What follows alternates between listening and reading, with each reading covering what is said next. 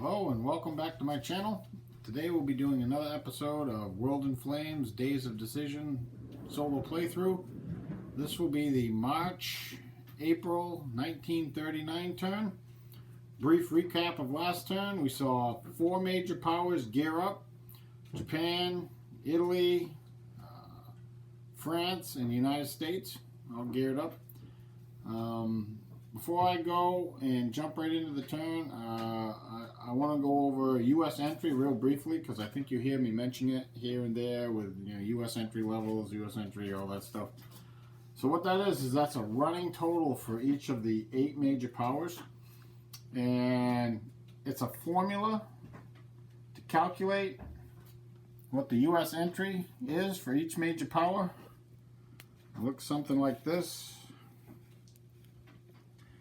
See, so the formula for the fascists is the target major power's U.S. entry level, which is the accumulation of all the U.S. entry totals that the actions that major power has accumulated, plus half all the other fascists, minus U.S., minus half the other major powers. So take a look down for here. You see I have like a running total for each major power and so forth. Okay. So for example, for like Germany has a total of 47, and you take that and you add it to half the other fascists, which is will come out to be 31, and you subtract the U.S. total, which is going to be 23, and then you subtract half all other major powers, which would be Commonwealth, France, Russia, China, Free French. So that would be minus 44. So the raw German total, even though it's 47, ends up being a U.S. entry of 11. Do that for each of these major powers, the fascist major powers. I'm not going to do the other ones. The only one I might keep track of is the Soviet Union. And that's simply because the United States cannot declare war on the Commonwealth, France, or China because they're in their own ideology. But it's a possibility the U.S. could go to war with Russia. So the other fascist powers, Japan's U.S. entry is 11.5, and Italy's U.S. entry is a negative 5.5. I just wanted to go over that real quick, see what that looks like. So let's go and take a look at, oops. So much for my stand. Let's go and take a look at starting money for each major power. Yeah, that's better. All right. Let's go take a look at that for the March-April turn. By the way, the weather for the last turn was just atrocious. It was blizzards and storms and snow and hurricanes and you name it, they had it.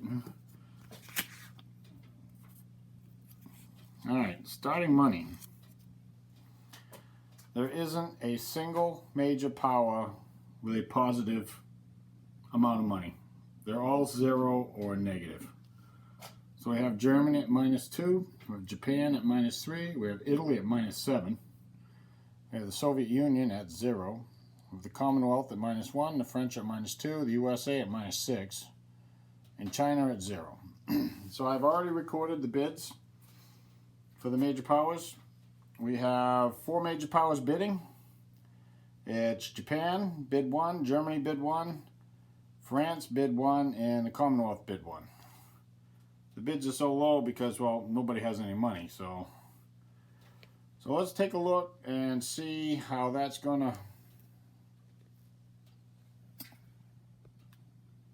result in the rankings for the major powers on the initiative position. So we get Japan bidding 1. They get a +4. That's going to give them 5. So that's going to put them in first place. Germany bid 1 rather. They get a +2. That gives them 3. France also bid 1. They get a +2. That gives them 3. However, the tie is going to be broken by the political effectiveness track. Now the German effectiveness is higher than the French effectiveness, just barely. So that's actually going to put Germany in second. and France will be third. And the final bidding power is the Commonwealth, bid 1. They're going to get a +1 for the 6th position, which is going to put them in 4th. So the last card markers are going to be Japan and the Commonwealth. Now we got to arrange the rest of the major powers who did not bid. We got Italy at +3, the US at +3. Well, Italy's political effectiveness is a 3, the US's is 2. So Italy's going to break that tie. She's going to be 5th.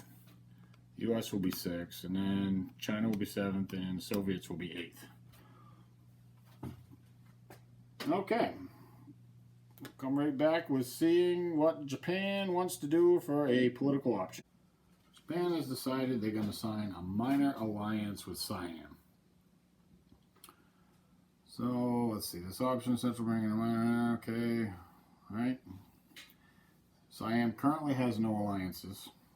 Okay, it's a die. It comes down to a die roll. So add 1 to the result for each factory resource. Oh, I don't have any. Japan doesn't have any. Add the minus willpower. That's a 6. Subtract your initiative. That's 1, so that's a +5. Subtract the distances hexes. Well, Japan and Siam are 2 hexes away, so that's a +3. It's not hostile. We're not trying to break an alliance, so it's a +3. It's anything over 0. 5. Yeah, that does it. So Siam signs an alliance with Japan, and I think I've already recorded the U.S. entry because I've already figured it out. I know what it's going to do.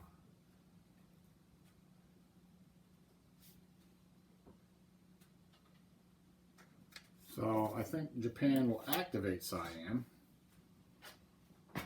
Okay, that's Siam, and there's a couple Japanese markers in there. So I think that's probably who Japan wants to activate at this point. He has an alliance with her, I think.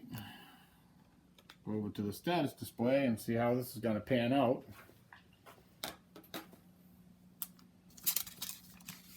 Alright, so let's see, let's get, here we go. Alright. A little bit.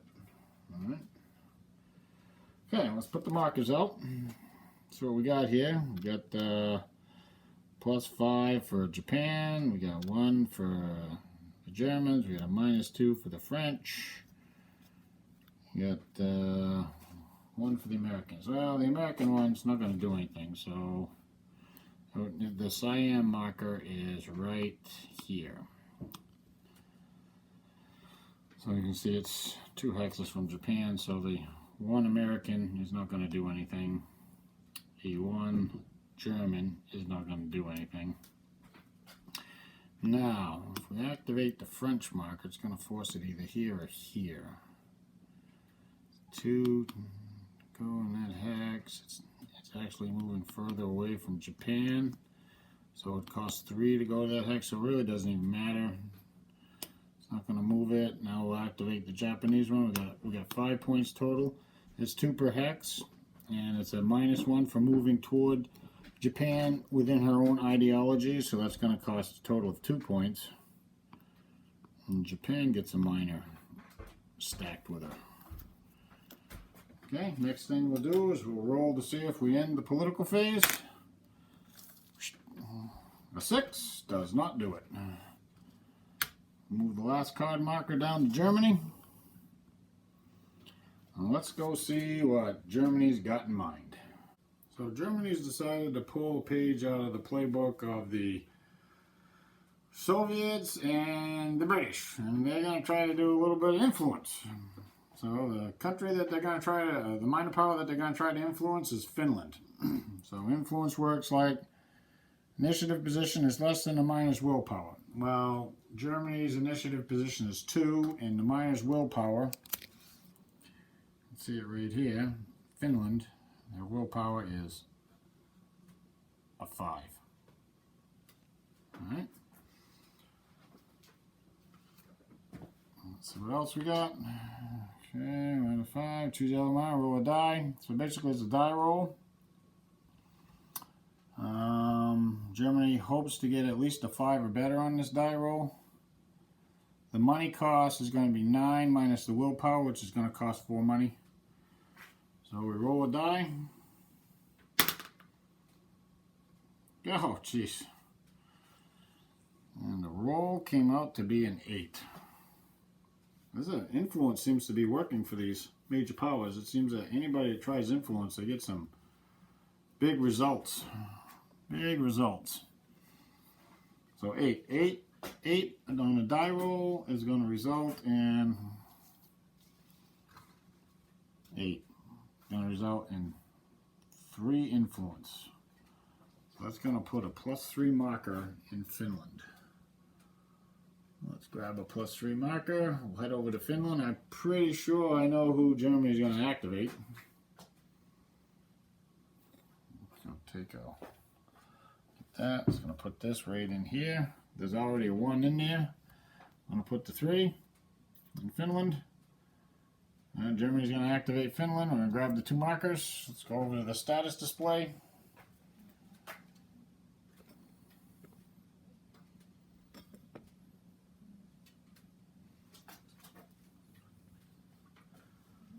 Alright, put the markers out.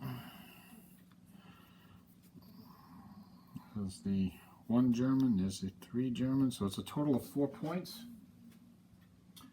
Now, I lost my tweezers. Anyways, now the German marker is here, and the Finnish marker is here. Normally costs 2 to enter a hex. However, there is a boundary between the dictatorship part of the faction and the authoritarian part of the faction. So it's going to cost an extra point for that. So that will be 3 points. However, Finland will be moving towards Germany, who is activating them in their own ideology. So it's going to be a -1. So it's going to end up being 2 points to move Finland from this hex to this hex. So the other 2 points are wasted. Not that Germany cares. She now has 2 minors stacked with her. Now, using the influence is kind of chancy because the die roll could have came up with a 1 or 2 and Germany could have lost her influence in Finland or even gotten nothing. Well, why do you think, why would the Germans choose to use this method rather than just sign another treaty with Finland because there is another treaty box open? Well, the short answer is that U.S. entry. Signing another treaty with Finland would generate more U.S. entry. And the Germans decided that, well, you know, we can chance this. The cost is the same. So they said, we'll just chance this and see what happens. And, well, it worked out pretty good for them. So the last thing we do, we roll to see if Germany ends the political phase. Nope. Roll to 6. There we go. Got a 6 on that roll. So the last card marker will move down to France, and let's go see what the French want to do. France has decided that they're going to do a level 3 treaty with the Commonwealth. Now the cost for the level 3 treaty is going to be 3 francs. There's some minor effects. You can see them right here, and it's also going to we're also going to apply the treaty chart as well, and the U.S. entry is going to be a +3 in addition to the treaty chart. And can't really do anything, can't pay for it until the Commonwealth gets their chance to go. So the only thing the French have left to do is just roll a die, see if they end the political phase. There's been 2 political options played, so anything greater than a 3 will Commonwealth will get a chance to go. Well, they rolled a 9. That'll do it. So we'll move the last card marker down.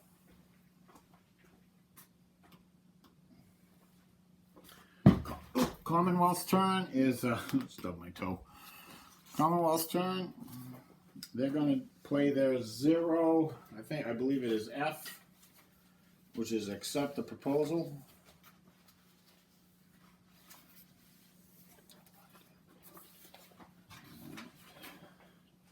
Also, the Commonwealth is going to pay for all this, because they can do that. They already have a level 2 treaty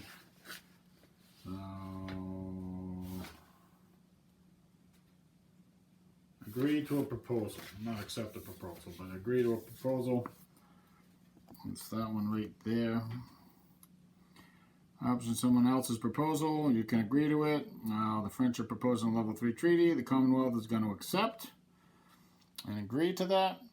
So I will put out the influence markers, record the US entry, and I'll be right back with activating a minor. I think who the the Commonwealth is going to activate is going to be Yugoslavia. Got some positives and some negatives in there, but we do have a +3 for France. So let's gather up the markers and head over to the status display and see what this is going to do. Alright, let's look at Yugoslavia.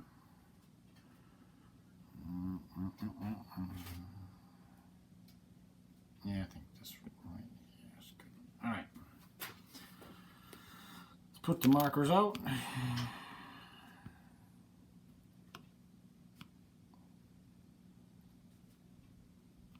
Alright. We got a +2 German, a -2 Italian, a +2 Soviet, and a +3 French. So this actually will make a difference how this is activated. So I think the first thing that we're going to do is we're going to activate the German +2. Now, you're outside any of the ideology, so it basically costs 2 per hex. There is a modifier for that, and the modifier is +1 moving away from any allied major power. Now, Yugoslavia has 2 allied major powers. They have the Soviet Union is allied to them, and the French are allied to them. So, in order to move the marker here, it's going to cost 2 for the hex and an additional 1 for moving away from the French because they're allied. So it's, yes. So it actually costs 3. So the German 2 points is not enough to move the marker. Now the Italian marker, we're going to activate that one next, I believe. That's a -2. So Italy's way over here. It's going to move the marker this way. Now, from the Soviets, it's 1, 2, 3, 4, 5, 6, 7. 2, 3, 4, 5, 6, 7. So it's 7. Either of these hexes are 7. So not actually moving further away from the Soviets. So we're going to move the marker here. Okay. Now, I think we're going to activate the Soviet 2 points.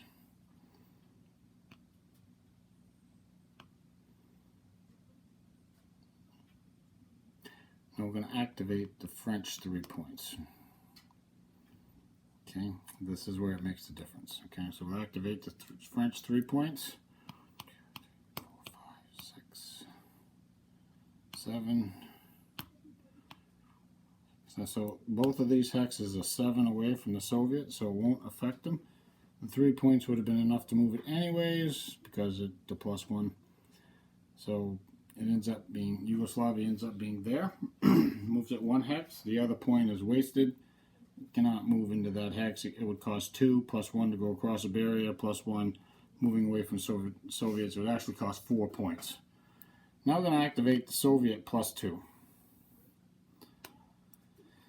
Each hex normally costs 2. However, this time we're going to be moving away from the French. So it would actually cost 3 points to go there. So the 2 points is not enough to move the marker. So the Yugoslavian minor country marker stays right here, right next to France. Boy, France would sure like to get Yugoslavia stacked with her. They have to do something about the alliance with the Soviets, but there's a potential that the French could actually activate Yugoslavia if a general war broke out and they could somehow manage to get them stacked with them. Okay, so the first last card marker is down with the second last card marker, so that's the end of the political phase. I have rolled initiative, and the initiative roll came out something like this. We got a 5 for the Democrats, a 6 for the Fascists, and a 10 for the Soviets. Now the Fascists have a 0 modifier, the Democrats have a -1, and the Soviets have a +2, so the Soviets won by far. the Democrats' modified roll is a 4, and the fascist modified roll is a 6. So winner to loser, it's the Soviets, fascists, and the Democrats. And the order, the Soviets decided to go last. The fascists have decided that they're going to go in the middle, and the Democrats are forced to go first. The fascists are hoping to pick up another move on the ideological initiative chart and maybe gain a +1. Maybe if the turn can end quick, maybe. I also rolled the weather. There was a +2 to the weather roll. I rolled a 5. That's a 7. So it's rain in the Arctic, rain in the North Temperate, and rain in the South Monsoon. So basically, there's not a whole lot that's going to be happening. Whatever does happen is going to end up getting flipped over because the movement costs. So let's go and take a look at the reinforcements for March, April.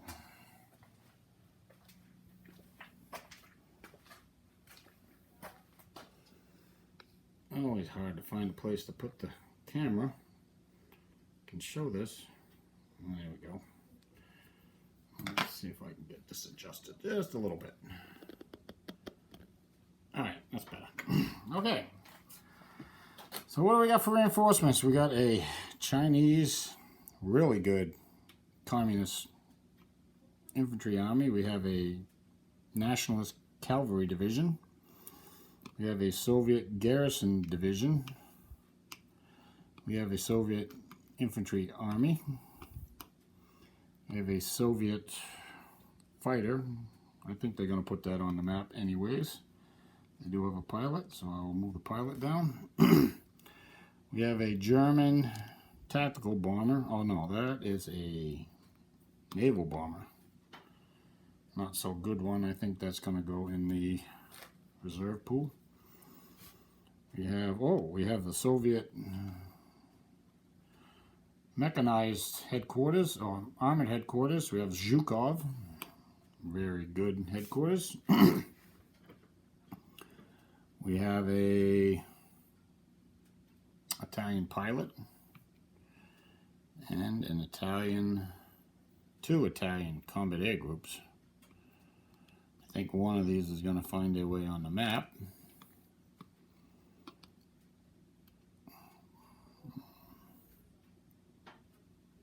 Probably this guy. He's going to find his way on the map. We do have a carrier. We have 2 carriers. But we only have 1 pilot. So one of them will find their way on the map. Right there. We have a Commonwealth convoy point.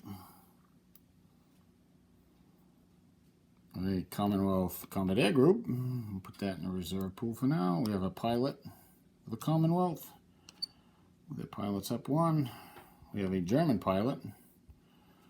Their pilot's up 1. We have a German heavy cruiser, I believe. The Blucher. That will go in the construction pool. We have a Commonwealth tanker point. We have the Imperial, Italian battleship Imperial, go in the construction pool. I have 2 Commonwealth. Oh, we have a Monitor, Commonwealth Monitor. That's going to go in the home fleet. We also have a Commonwealth heavy cruiser, the Edinburgh. In the home fleet, we have a Japanese battleship, the Fuso. And we have a Japanese convoy point. That'll go on that. So I'll get these guys on the map, and we'll come back with the Democrats' first impulse. Alright, let's pick up with the Democrats' first impulse. The French got one little thing they're going on over in the European map. They sent their transport out into the Western Mediterranean, probably to pick up something. So the Chinese. Let's see, we'll skip right down to land movement, or rail movement. Do I have any rail? I don't think so. Now the weather up here is rain in the north temperate. However, in the north monsoon, it is fair. So we're going to move this militia unit here. I believe that is only 2 movement points. But I will check real quick.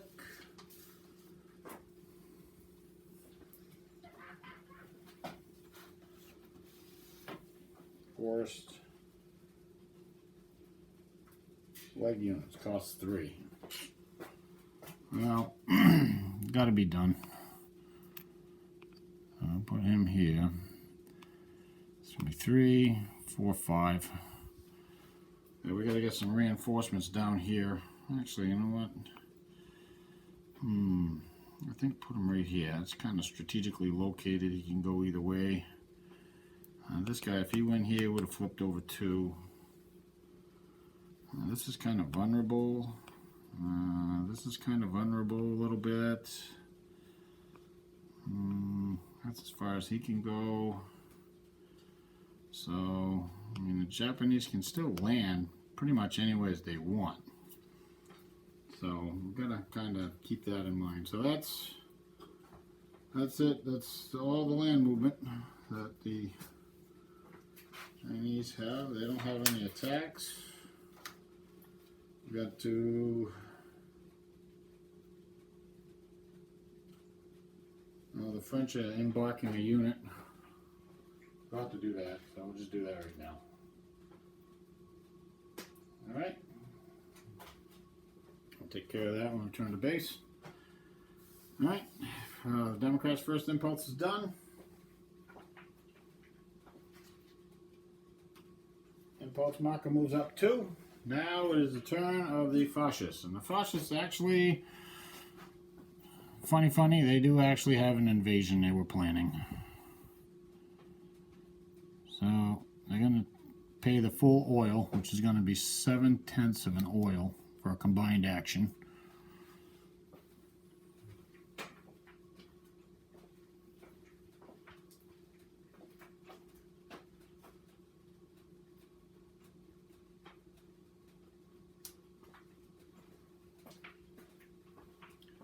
Okay, so we're sorting the fleet.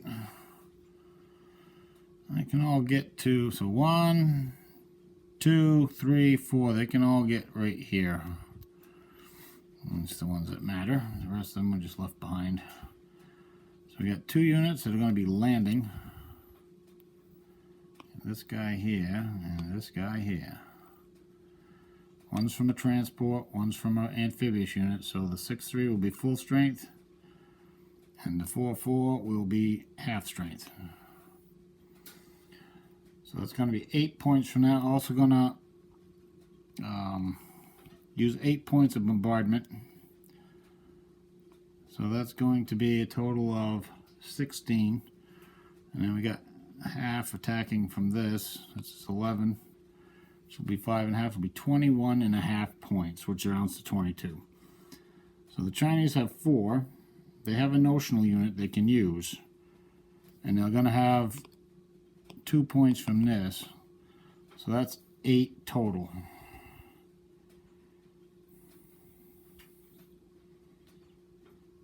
And the Japanese have 2 tactical factors they can use on their carriers at the moment. Take a look at that.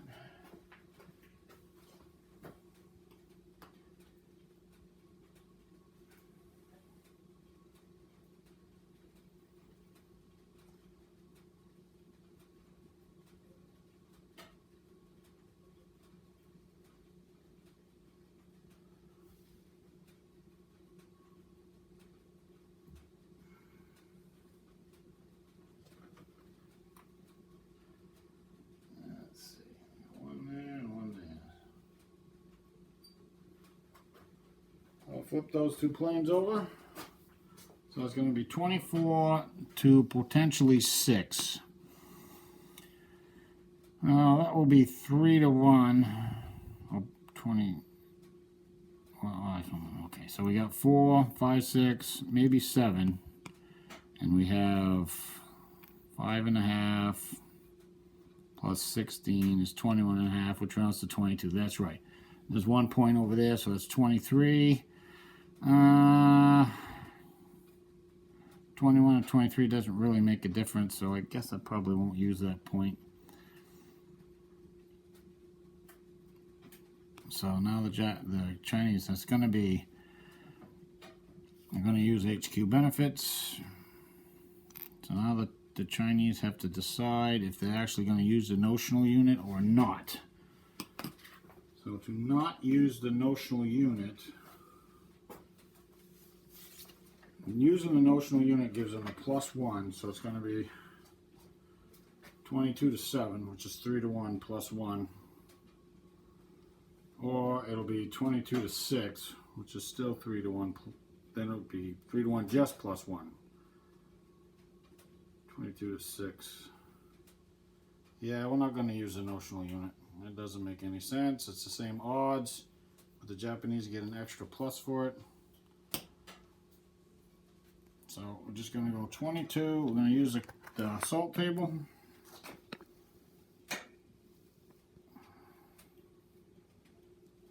There's the 3 to 1 odds right there. Actually not a very good attack. It's kind of risky. We just have to roll a die.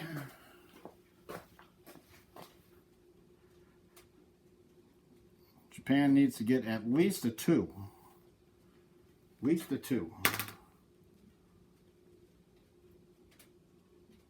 And she got a 4, which is going to be a 5. 3 to 1 is going to be 1-1. So Japan's going to lose a unit, and China's going to lose a unit. They have to lose their militia. Japan is going to lose the militia unit they have attacking from Henan. All the Japanese units are going to be flipped over, which is going to put an end to any offensive activity down there.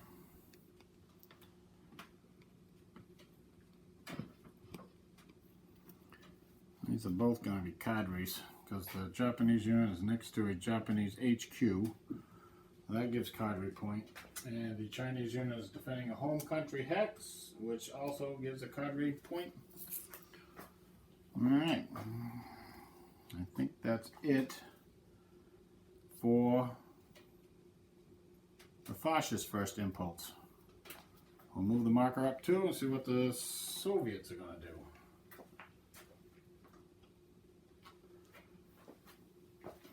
Alright, let's take care of this. Alright, so the Soviets move the Chinese communists. Let's see what they're going to do here. Gotta remember it's raining. So anything moving in here is going to flip over. So I think they're actually not going to move anything. I'm just going to pass, move to the Democrats. Democrats roll weather. The die roll was a 10. It's fair weather everywhere. The impulse marker moves up 1.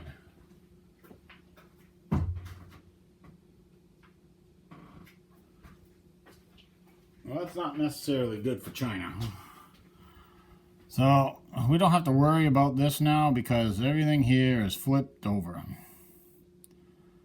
So thank goodness for small favors. But we are going to have to get something down in this area. So we're going to move this unit here for now. I don't think there's anything else in there. Is there? No. Which is not good.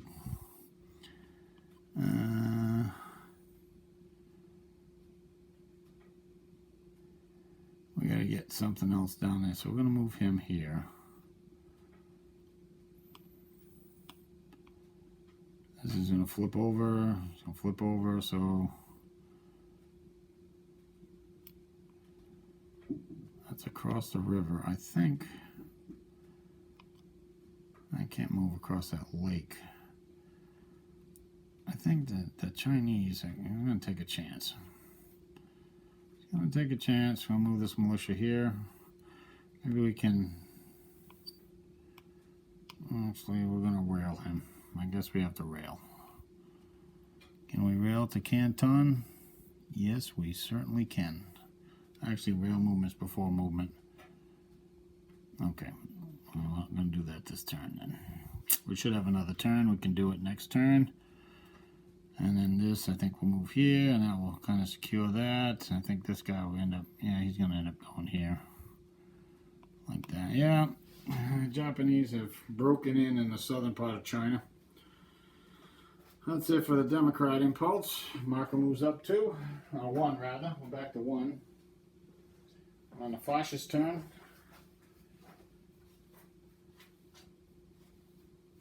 Alright, let's see what Japan's got up their sleeve. They're going to take a combined.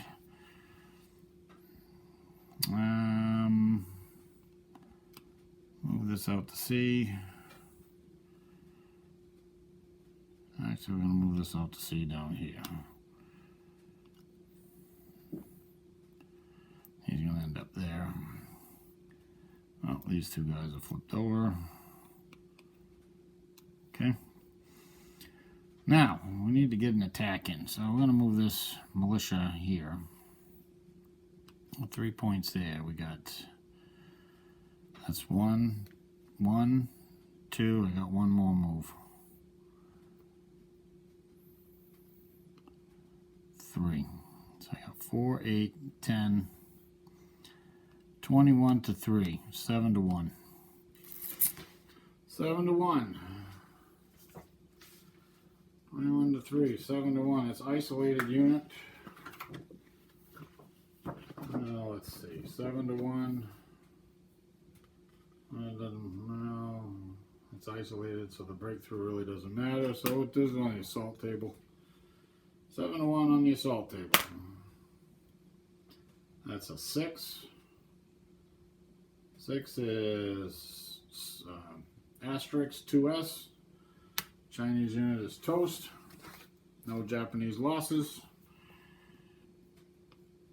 We'll occupy Tsingtao. That's going to cause a U.S. entry roll. This is just straight up dead. You don't get card read. And I think that's going to be it for Japan. We'll move up the marker.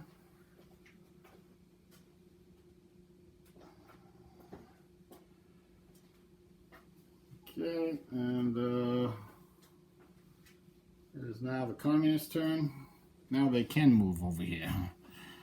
What we'd like to do is get the communists in this hex as well. They have a lot of units. So I'm going to move this guy here. This guy's going to go here. Whatever I do with him, he's just going to flip over, so it doesn't matter. Alright, that's it for the communists. Democrats' turn. See what the weather is. A 7. 7. Hopefully it's rain. Oh, thank God. The Chinese are thanking their gods. We have rain in the Arctic and rain in North Temperate. Impulse marker moves up 2. Fair, rain in South Monsoon. That's going to be that. Alright, so China's going to rail this unit out. Like I said I was going to do before. Going to rail down to here. This guy's going to move here. He's going to flip over. But that's okay, because they're all going to unflip at the beginning of, before the beginning of the next turn, so that's alright. We can handle that. This guy's going to move. He's going to move here, and this guy's going to move here. The line is still looking good. Still looking good. Alright, Democrats are done. Let's see, land, don't have any naval or anything for the fascists, so we got right to land movement. Land movement.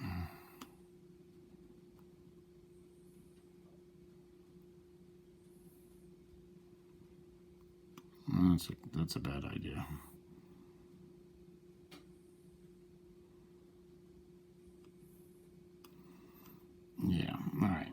let's do some land movement. Somehow, some way. All right.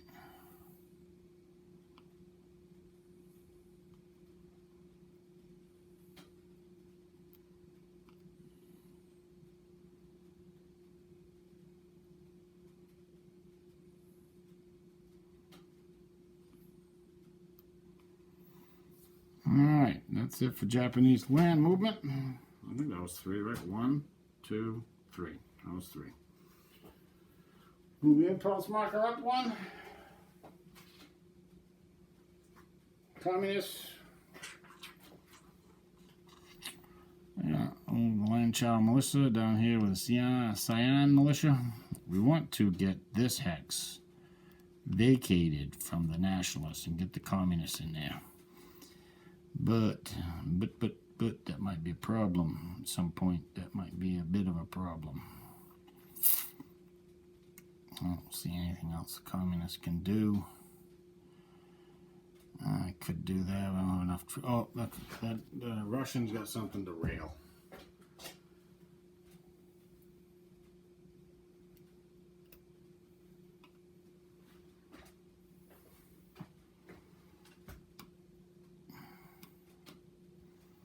Alright, that's flipped over. Okay. That's it for the communists. Back to the Democrats. Have to roll weather. Weather rolls a 3.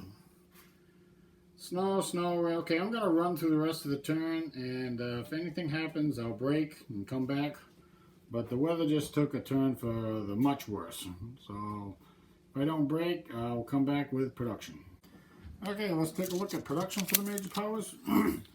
The Germans produced 15, they started with 8, and they spent 13. They're laying down an infantry corps and a mechanized corps, built a combat air group, laid down a submarine, built a single engine fighter, and a pilot. Japan is building a militia unit. Oh, they produced 12, one was cadre, and they started with 3. So they are gonna build a militia unit. They pulled the Kirishima out of the repair pool, and they pulled the Chitos out of the construction pool. The Italians produced 6, started with -1, built a pilot for 2. The Soviets produced 7, started with 7, built a garrison, division I think, corps, army, garrison army, a pilot, and an engineer. The Commonwealth produced 11, started with 5, built, laid down a light cruiser, a carrier, a battleship, built a tanker point, a convoy point, and an infantry corps. The French produced 6, started with 4. The Commonwealth spent 9. The French produced 6, started with 4, built an infantry corps and an HQ. They spent 8. The United States produced 10, started with 4, laid down a transport, laid down a battleship, built a combat air group, 2 convoy points, and a pilot. China produced 6, started with 6, built a militia unit and an infantry corps. Spent 5. So I'll get these on the track, and hopefully I can get this turn uploaded sometime shortly. And thanks for watching. I'll see you next time.